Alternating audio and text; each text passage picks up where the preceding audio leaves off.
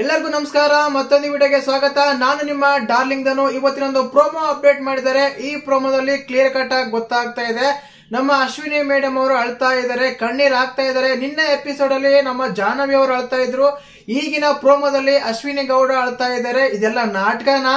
ಯಾಕೆ ಈ ಮೊಸಳೆ ಕಣ್ಣೀರು ಅಂತ ಕಮೆಂಟ್ ಬರೋದು ಕೂಡ ಸಹಜ, ಆದ್ರೆ ಇದರಲ್ಲಿ ರಿಯಾಲಿಟಿ ಏನು, ಅವರು ಯಾವ ಕಾರಣಕ್ಕೆ ಅಳ್ತಾ ಇದಾರೆ ಅಂತೆಲ್ಲ ಮಾತಾಡೋಣ. ದಯವಿಟ್ಟು ಚಾನಲ್ ಯಾರು ಹೊಸ ನೋಡ್ತಿದ್ರೆ ಮಿಸ್ ಮಾಡ್ತಾನೆ ಸಬ್ಸ್ಕ್ರೈಬ್ ಮಾಡಿ, ಲೈಕ್ ಮಾಡಿ, ಶೇರ್ ಮಾಡಿ. ಮುಖ್ಯವಾಗಿ ಡಿಡಿ ಟಿವಿ ಕನ್ನಡ ಅಂತ ವಾಟ್ಸ್ಆಪ್ ಚಾನಲ್ ಲಿಂಕ್ ಇರ್ತಾ ಹೋಗಿ ಜಾಯಿನ್ ಆಗಿ. ತುಂಬಾ ಜನ ವಿಡಿಯೋಸ್ ಎಲ್ಲ ನೋಡ್ತೀರಾ ಬಟ್ ಲೈಕ್ ಮಾಡ್ತಿಲ್ಲ. ದಯವಿಟ್ಟು ಲೈಕ್ ಮಾಡಿ. ಪಕ್ಕದಲ್ಲಿ ಹೈಪ್ ಬಟನ್ ಅಂತ ಹೈಪ್ ಬಟನ್ ಕೊಟ್ಟರು ಕೂಡ ತುಂಬಾ ಹೆಲ್ಪ್ ಆಗುತ್ತೆ. ಈ ವಿಡಿಯೋ ಬೇರೆ ತಲುಪಕ್ಕೆ ತುಂಬಾ ಸಹಜವಾಗಿ ನಮ್ ಸಹಾಯ ಮಾಡುತ್ತೆ, ಮತ್ತೆ ವಿಡಿಯೋ ಮಾಡೋಕೆ ತುಂಬಾ ಉತ್ಸಾಹ ಬರುತ್ತೆ ಅಂತ ಹೇಳಕ್ ಇಷ್ಟಪಡ್ತೀನಿ. ನಾವು ವಿಷಯಕ್ಕೆ ಬಂದ್ಬಿಡೋಣ. ಮುಖ್ಯವಾಗಿ ನಿನ್ನೆ ನಾಮಿನೇಷನ್ಸ್ ಎಲ್ಲ ಮುಗೀತು. ನಾಮಿನೇಷನ್ಸ್ ಎಲ್ಲ ಮುಗಿದ ಮೇಲೆ ಕೂಡ ನಮ್ಮ ಅಶ್ವಿನಿ ಗೌಡ ಅವರು ಯಾವುದೇ ಕಣ್ಣೀರ್ ಹಾಕ್ದೇನೆ, ಮನೆ ಮಂದಿ ಎಲ್ಲ ಸುಮಾರಾಗಿ 8 ಜನ ನಾಮಿನೇಟ್ ಮಾಡಿದ್ರು ಕೂಡ ಅವ್ರು ಯಾವುದೇ ಕುಗ್ದನೆ ಆರಾಮಾಗಿದ್ರು. ಬಟ್ ಇವತ್ತಿನ ಪ್ರೋಮೋದಲ್ಲಿ ಅಳ್ತಾ ಇದ್ದಾರೆ. ಕಾರಣ ಏನ್ ಗೊತ್ತಾ? ಮುಖ್ಯವಾಗಿ ನಮ್ಮ ವೈಲ್ಡ್ ಕಾರ್ಡ್ ಎಂಟ್ರಿ ಆಗಿ ಬಂದಿರುವ ರಘು ಆಗಿರ್ಬೋದು, ಸೂರಜ್ ಆಗಿರ್ಬೋದು, ಅದಾದ್ಮೇಲೆ ನಮ್ಮ ರಿಷಿ ಗೌಡ ಆಗಿರ್ಬೋದು. ಇವರು ಏನಂದ್ರೆ ಮೂವರು ಕ್ಯಾಪ್ಟನ್ ಗೆ ಆಳ್ಕೆ ಮಾಡ್ಕೋಬೇಕು, ಚಾಯ್ಸ್ ಮಾಡ್ಕೋಬೇಕು. ಅದ್ರಲ್ಲಿ ಇಬ್ಬರನ್ನ ಕ್ಯಾಪ್ಟನ್ಸಿ ಟಾಸ್ಕ್ ಇಂದ ಹೊರಗಡೆ ಇಡಬೇಕು. ಸುಮಾರಾಗಿ ನೀವು ನೋಡ್ತಿರ್ಬೋದು, 3 ಜನ ಇದಾರೆ. 3 ಜನ ಅವರಿದ್ರೆ ಅದರಲ್ಲಿ ಸುಮಾರಾಗಿ 4 ಜನ ತಗೋಬೇಕು. ಅದ್ರಲ್ಲಿ 2 ಎಕ್ಸ್ಟ್ರಾ ಆಗ್ತಾರೆ. ಆ ಇಬ್ಬರನ್ನ ಅಂದ್ರೆ ಮೊದಲ ಕ್ಯಾಪ್ಟನ್ಸಿ ಟಾಸ್ಕ್ ಇಂದ ಅಂದ್ರೆ ಟೀಮ್ ಇಂದ ಹೊರಗಡೆ ಇಡಬೇಕು. ಅಂತದ್ರಲ್ಲಿ ನಮ್ಮ ವೈಲ್ಡ್ ಕಾರ್ಡ್ ಎಂಟ್ರಿ ಆಗಿರೋ ಯಾರ್ಯಾರು, ನಮ್ಮ ರಿಷಿ ಗೌಡ ಆಗಿರ್ಬೋದು, ಸೂರಜ್ ಆಗಿರ್ಬೋದು, ರಘು ಆಗಿರ್ಬೋದು, ಅಶ್ವಿನಿ ಗೌಡ ಅವ್ರನ್ನ ಟಾರ್ಗೆಟ್ ಮಾಡ್ತಾರೆ. ಟಾರ್ಗೆಟ್ ಅಂದ್ರೆ ಈಸಿಲಿ ಗೊತ್ತಾಗುತ್ತೆ, ಇವರು ಕ್ಯಾಪ್ಟನ್ ಆಗೋದು ಬೇಡ ನಮ್ಗೆ. ಯಾಕಂದ್ರೆ ಇವರು ಮಾಮೂಲಾಗಿ ಅಷ್ಟೆಲ್ಲಾ ಮಾತಾಡ್ತಾರೆ, ಇನ್ನು ಕ್ಯಾಪ್ಟನ್ ಆದ್ರೆ ನಮ್ಗೆ ಸಿನಿಮಾ ತೋರಿಸ್ತಾರೆ ಅನ್ನೋ ಒಂದು ವೇಲ್ ಹೇಳ್ತಾ ಇದ್ರು ನಮ್ಮ ರಘು ಅವರು. ಇವ್ರು ಸವಾಸನೆ ಬೇಡ, ಇವ್ರು ಕ್ಯಾಪ್ಟನ್ ಆಗೋದು ಬೇಡ ಬೇಡ ಅಂತೇಳಿ ಹೇಳ್ತಾರೆ. ಅದು ಕೂಡ ನಮ್ಮ ಅಶ್ವಿನಿ ಅವ್ರನ್ನ ಜಾಹ್ನವಿ ಅವರಲ್ಲ, ಓನ್ಲಿ ಅಶ್ವಿನಿ ಗೌಡ ಅವ್ರು ಮಾತ್ರ. ಅದಾದ್ಮೇಲೆ ನಮ್ಮ ಸುಧೀರ್ ಅವ್ರನ್ನ ಕೂಡ ಕ್ಯಾಪ್ಟನ್ಸಿ ಓಟದಿಂದ ಹೊರಗಿಟ್ಟಿದ್ದಾರೆ. ಅಂದ್ರೆ ಇವರು ಕ್ಯಾಪ್ಟನ್ಸಿ ಕಂಟೆಂಡರ್ ಆಗಿರ್ಬೋದು, ಕ್ಯಾಪ್ಟನ್ಸಿ ಆಡೋ ಟಾಸ್ಕ್ ಆಗಿರ್ಬೋದು, ಇವ್ರು ಟಾಸ್ಕ್ ಆಡಂಗಿಲ್ಲ. ಆದ್ರಿಂದ ನಮ್ಮ ಸುಧೀರ್ ಅವ್ರನ್ನ ಮತ್ತೆ ನಮ್ಮ ಅಶ್ವಿನಿ ಗೌಡ ಅವ್ರನ್ನ ಇಬ್ಬರ ಹೊರಗಿಟ್ಟಿದ್ದಾರೆ ಟಾಸ್ಕ್ ಇಂದ. ಇನ್ನ ನಮ್ಮ ಚಾಯ್ಸ್ ಟೀಮ್ ಯಾವ ರೀತಿ ಮಾಡ್ಕೊಂಡಿದ್ದಾರೆ ಹೇಳ್ತೀನಿ ನೋಡಿ. ಕಾರಣ ಇಷ್ಟನೇ, ಆ ಟೀಮ್ ಬಗ್ಗೆ ಹೇಳ್ತೀನಿ ಆಮೇಲೆ. ಅಶ್ವಿನಿ ಗೌಡ ಇಷ್ಟನೇ, ನಾನೇನ್ ತಪ್ಪು ಮಾಡಿದೀನಿ, ನಾನೇನ್ ತಪ್ಪು ಮಾಡಿಲ್ಲಲ್ಲ. ಅದು ಲಾಸ್ಟ್ ವೀಕ್ ಅಲ್ಲಿ ಇವರೆಲ್ಲ ಹೇಳ್ತಾರೆ, ನಾನೆಲ್ಲ ಬ್ಲೇಮ್ ಮಾಡ್ತಾ ಇದಾರೆ, ಟಾಸ್ಕ್ ಆಡಿದ್ರೆ ಕ್ಯಾಪ್ಟನ್ ಆದ್ರೆ ಸರಿ ಇರಲ್ಲ ಅಂತ. ಈಗ ಗೆಲ್ಲ ಕುದುರನ್ನ ಕಟ್ ಹಾಕಿದ್ರೆ ಹೇಗೆ, ಗೆದ್ಮೇಲೆ ತಾನೇ ಗೊತ್ತಾಗೋದು, ಅಂದ್ರೆ ಕ್ಯಾಪ್ಟನ್ಸಿ ಮಾಡಿದ್ಮೇಲೆ ತಾನೇ ಗೊತ್ತಾಗೋದು ನಾನು ಕೆಟ್ಟೋಳ ಒಳ್ಳೆಳ, ಚೆನ್ನಾಗ್ ಮಾಡ್ತೀನ ಇಲ್ವಾ ಇಲ್ಲ ಅಂತ.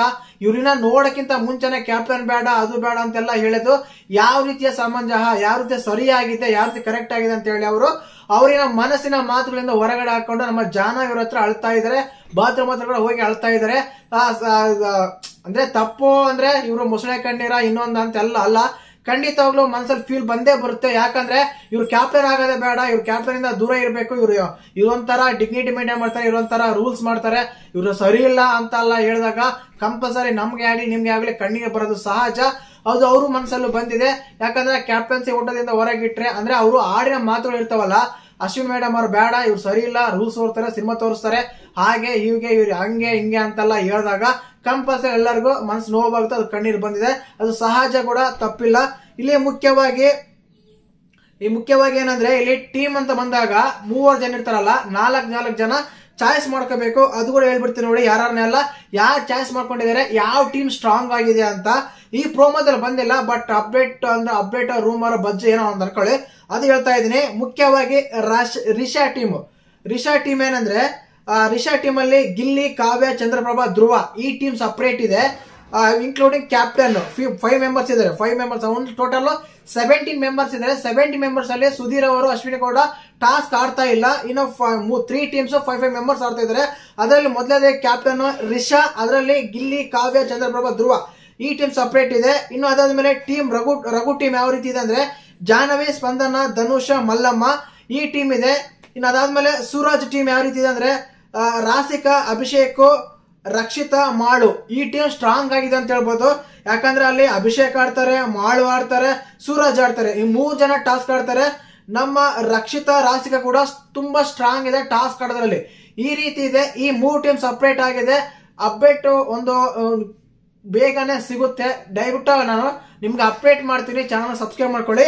ಈ ಟೀಮು 3 ಟೀಮ್ ಇದೆ. ಈ 3 ಟೀಮ್ ಅಲ್ಲಿ ಯಾವ ಟೀಮು ಕ್ಯಾಪ್ಟನ್ ಕಂಟೆಂಡರ್ ಆಗಿ ಟಾಸ್ಕ್ ಆಡಕ್ಕೆ ಸೆಲೆಕ್ಟ್ ಆಗ್ತಾ ಗೊತ್ತಿಲ್ಲ. ಟೋಟಲ್ ಆಗಿ ಒಂದು ಟೀಮ್ ಸೆಲೆಕ್ಟ್ ಆಗ್ಬೋದು. ಆದ್ರಿಂದ ಆ ರೀತಿ ಇರ್ಬೋದು ಅನ್ಸುತ್ತೆ. ಈ ಪ್ರೋಮೋದಲ್ಲಿ ಬಂದಿರೋ ವಿಷಯ ಇಷ್ಟು. ಖಂಡಿತವಾಗ್ಲೂ ತುಂಬಾ ಸ್ವಲ್ಪ ಬೇಜಾರು ಕೂಡ ಆಗುತ್ತೆ. ಅಶ್ವಿನಿ ಮೇಡಮ್ ಅವರು ತುಂಬಾ ಸ್ಟ್ರಾಂಗ್ ಅಂತ ಸ್ವಲ್ಪ ಕಣ್ಣೀರಾಗ್ತಾರೆ ಅಂದ್ರೆ ನೀವು ಒಂದ್ಸಲ ಥಿಂಕ್ ಮಾಡ್ಕೊಳ್ಳಿ. ಬಿಗ್ ಬಾಸ್ ಮನೆ ಯಾವ ರೀತಿಯ ವಾತಾವರಣ ಕ್ರಿಯೇಟ್ ಮಾಡಿದೆ, ಯಾವ ರೀತಿ ಇದೆ ಅಂತ ತುಂಬಾ ಅನಲೈಸ್ ಆಗುತ್ತೆ. ಖಂಡಿತವಾಗ್ಲೂ ರಿಲೈಸ್ ಕೂಡ ಮಾಡ್ಕೋಬೇಕು. ಅವರು ಹೇಳದಲ್ಲ ಈ ರೀತಿ ಇತ್ತೆ ಪ್ರೋಮೋ. ಅಶ್ವಿನಿ ಮೇಡಮ್ ಅವರು ಅಳಕ್ ಕಾರಣ ಅದೇನೆ. ಟೀಮ್ ಗಳು ಸಪರೇಟ್ ಆಗಿದ್ದಾವೆ. ಇದರಲ್ಲಿ ಸೂರಜ್ ಟೀಮ್ ತುಂಬಾ ಸ್ಟ್ರಾಂಗ್ ಇದೆ. ಕಾರಣ ಏನಂದ್ರೆ ಸೂರಜ್ ಅವರು ಇದ್ದಾರೆ, ಮಾಳ್ ಅವರು ಇದ್ದಾರೆ, ಅಭಿಷೇಕ್ ಅವರು ಇದ್ದಾರೆ, ರಕ್ಷಿತಾ ರಾಸಿಕಾ ಇದ್ದಾರೆ. ಇನ್ನ ರಿಷಿ ಟೀಮ್ ಅಂತ ಬಂದಾಗ, ರಿಷಿ ಗೌಡ ಟೀಮ್ ಅಂತ ಬಂದಾಗ ಗಿಲ್ಲಿ, ಕಾವ್ಯ, ಧ್ರುವಂತು, ಅದಾದ್ಮೇಲೆ ನಮ್ಮ ಗಿಲ್ಲಿ ಈ ಟೀಮ್ ಈ ಸಪರೇಟ್ ಆಗಿದೆ. ಅಷ್ಟೊಂದೇನು ಸ್ಟ್ರಾಂಗ್ ಇಲ್ಲ. ಇನ್ನು ರಘು ಟೀಮ್ ತಗೊಂಡಾಗ ರಘು ಟೀಮ್ ಅಷ್ಟೇನೆ ಸೇಮ್. ಅದರಲ್ಲಿ ಧನುಷ್ ಮಾತ್ರ ಇದ್ದಾರೆ. ಅದಾದ್ಮೇಲೆ ಇನ್ನು ಯಾರು ಅಷ್ಟೊಂದು ಸ್ಟ್ರಾಂಗ್ ಇಲ್ಲ ಅಂತ ಹೇಳ್ಬೋದು. ಇದೇ ರೀತಿಯಾಗಿತ್ತು. ಜಾಹ್ನವಿ ಅವರು ಇದ್ದಾರೆ.